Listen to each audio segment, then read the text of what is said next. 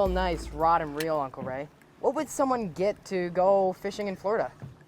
Cedric, if you're only going to have one outfit, I'd recommend a 7-foot medium action fast tip with a Series 3000 or Series 3 spinning reel. And that would probably cover 75 to 80% of the angling in inshore saltwater. When you get closer to the trees, a shorter rod is more desirable. If you're going to fish more open water, a little longer rod is more desirable. I know we're not catching fish hand over fist, but you gotta admit, being in the Everglades easily beats being at school or at work. You got that right.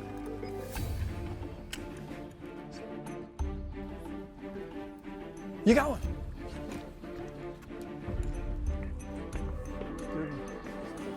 Take it easy. Slide him right up here. Hook, rod up, rod up.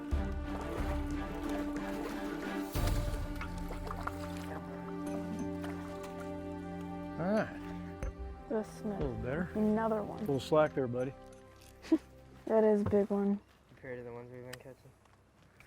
Barely That's hooked. a big one there. Did you see where we had to put that cast? Yeah. Look at that one. Oh, it's inside of his mouth. That's a big one, Uncle Ray. Ew, he's swallowing a fish as we speak. Yeah, look at that. There's a tail in his throat. What a little glutton. Here, let me see. Look, there's a tail sticking out down there. Oh.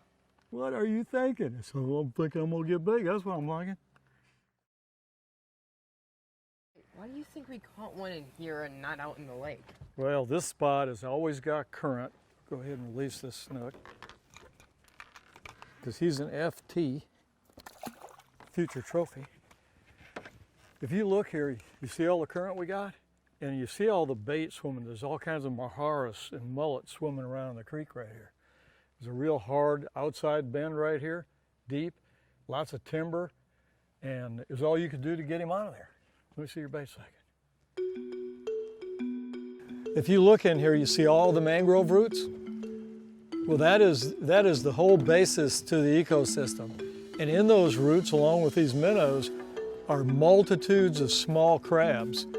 And let me tell you, everything eats a crab. Even though they're keyed up on these small minnows right now, they're opportunistic.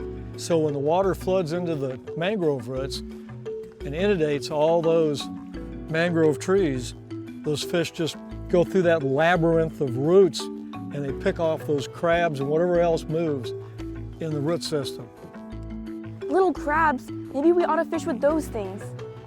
That'd be awesome, Gracie, but we'd have to come on low tide and scoop them up out of the roots. Be a little hard now with the water up in there. I just hope that once we turn on this corner into the shadows, that we'll catch this big one that we've been waiting for this entire time.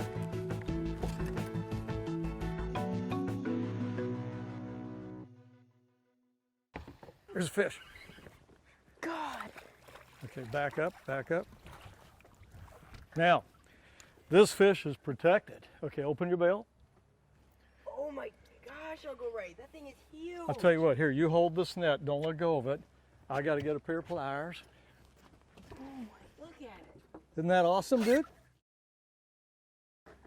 Does he use his colors to blend in with the lake water?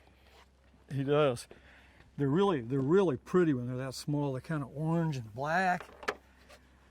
Okay. Okay, lower the net down. He was kind of finicky. That's a baby? You consider that a baby? That's a very small one. Okay. Move the net, please. Move the net, please. Okay. Isn't he cool, dude? Look at that. Y'all come down here and take a look at him.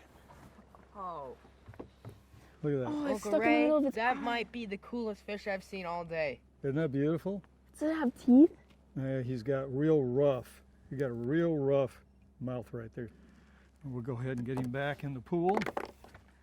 He's such a cool little dude. Now that fish will get 400-500 pounds. And they live out in the Gulf of Mexico on wrecks, reefs, underwater caves. Okay, Thank you, Mr. Goliath Grouper. Let go of my gripper. Let go of it. Let go. There he goes. How cool was that, man? That was really cool. awesome. I'll tell you what, there he goes. He's gone. He thought he caught us. That's the attitude they have. The Everglades is such a special place. You know, you've got to take care of it. You know, not only the landscape, but the animals, the fish. And even though there are limits to certain species that you can possess, I always encourage people to release more than they can eat that day and be good stewards of the resource. But yeah, the state and the federal government have done great work in preserving these species that have been vulnerable.